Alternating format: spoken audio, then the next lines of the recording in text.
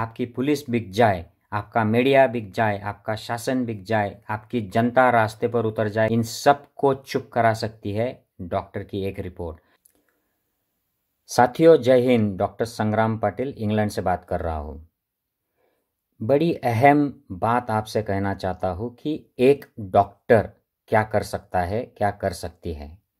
और इसकी शुरुआत मैं अपने एक निजीगत अनुभव से करना चाहता हूँ। मैं ये नहीं बताना चाह रहा हूँ कि मैं बहुत महान हूँ या ग्रेट हूँ, लेकिन एक डॉक्टर अगर कुछ स्टैंड लेता है, लेती है, तो उससे क्या कुछ बदल सकता है, क्या फ़र्क पड़ सकता है।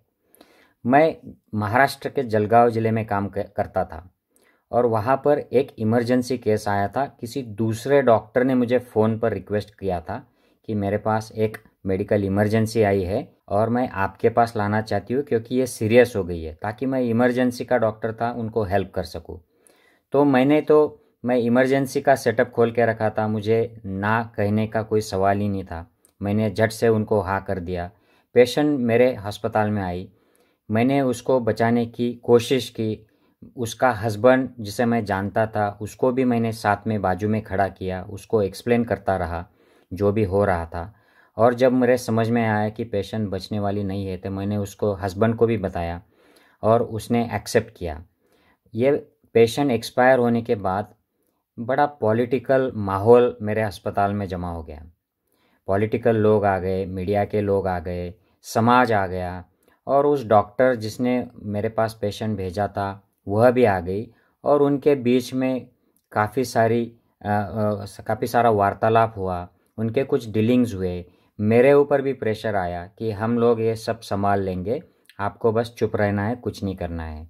तो साथियों, ये केस जब इन्वेस्टिगेशन के लिए निकला तो सब लोग आपस में बात कर चुके थे, कुछ डीलिंग हो गया था, लेकिन सिर्फ एक ही टीम थी जो मैनेज नहीं हुई थी, और वो थी डॉक्टर की टीम।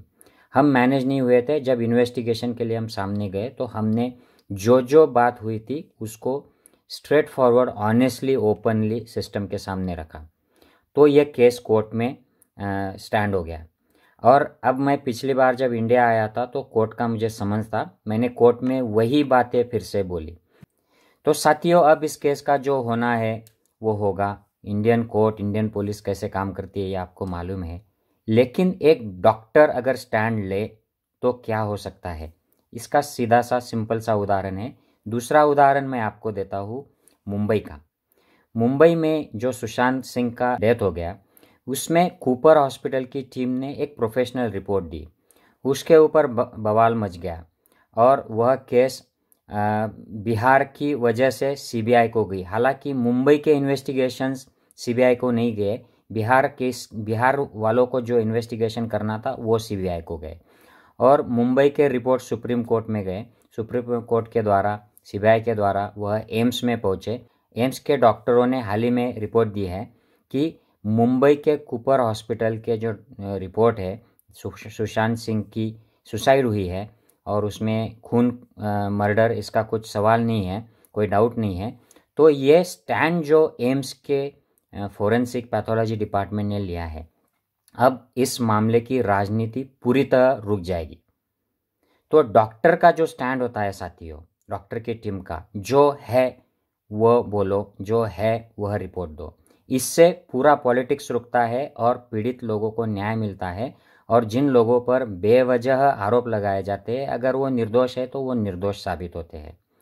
अब बात लीजिए मनीषा वाल्मीकि के केस की। हाथरस में इसका जो अत्याचार हुआ मनीषा पर, उसके बाद में वह जब सीरियस हो गई तो वह सफदरजंग हॉस्पिटल दिल्ली में शिफ्ट हुई।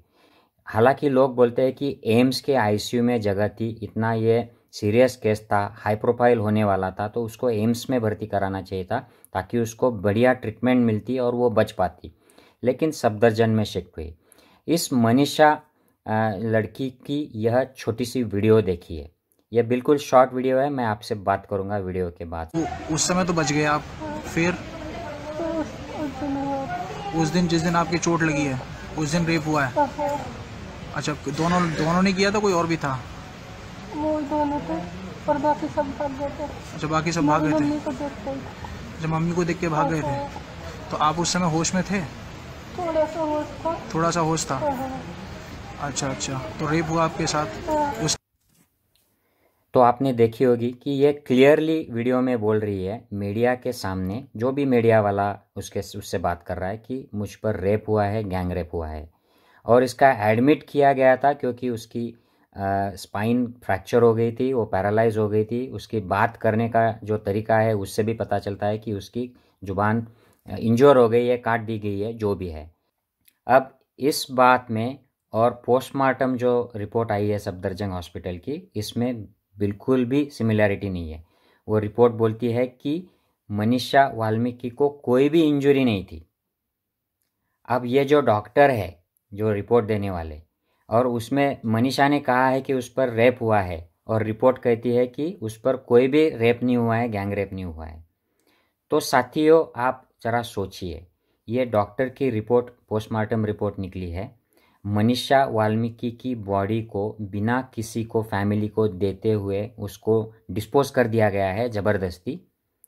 अब ये मामला सीबीआई को देने का नाटक चल रहा है कि अब विक्टिम की बॉडी गायब हो गई है, पोस्टमार्टम की रिपोर्ट आ चुकी है, जो कुछ एफआईआर और जो कुछ स्टेटमेंट्स उसके जिंदा रहते हुए लिए गए थे वो सब मिटा दिए जाएंगे, सब सबूत डॉक्टर्स मैनेज हो जाएंगे, वहाँ की टीम्स मैनेज हो जाएंगी। तो इससे कुछ भी नहीं निकलेगा और कोर्ट कहेगा क्योंकि इसमें सबूत नहीं है, वो किसी को सज़ा नहीं दे पाएंगे। और ये किस वजह से हुआ है? क्योंकि एक गद्दार डॉक्टरों की टीम ने गलत रिपोर्ट दी है।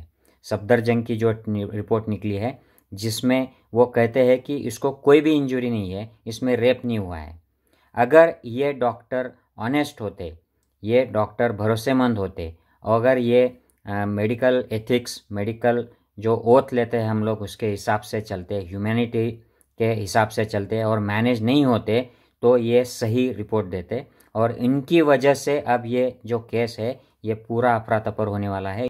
पीड़िता को न्याय मिलने में बहुत मुश्किल होगी। तो साथियों, एक डॉक्टर की टीम क्या कर सकती है? आपकी पुलिस बिक जाए, आपका मीडिया बिक जाए, आपका शासन बिक जाए, आपकी जनता रास्ते पर उतर जाए किसी गलत इरादे से रेपिस्ट को सपोर्ट करने के लिए या रेपिस्ट के खिलाफ, इन सब को चुप करा सकती है डॉक्टर की एक रिपोर्ट। अगर डॉक्टर डिसाइड कर ले, डॉक्टर्स की टीम डिसाइड कर ले कि हम हमारे ओथ फॉलो करेंगे, प्रिंसिपल्स फॉलो करेंगे, तो ये जो राजनीति चलती है, ये जो अन्याय होता है लोगों पर, पीड़ित लोगों पर, और कुछ लोगों पर गलत तरीके से इल्ज़ाम लगाया जाता है ऐसे केसेस में, ये सब रुक जाएंगे अगर हम डॉक्टर लोग मैनेज नहीं होंगे। तो इसलिए बहुत ज़रूरी है कि अगर हमारी न्याय व्यवस्था भी बिक जाए, हमारा शासन, प्रशासन, मीडिया सब बिक जाए, मेडिकल टीम बिकनी नहीं चाहिए। ये बहुत ज़रूरी है साथियों। आप ये वीडियो ज़्यादा से ज़्यादा डॉक्टरों को और आम जनता को फॉरवर्ड कीजिए। जय हिंद साथियों।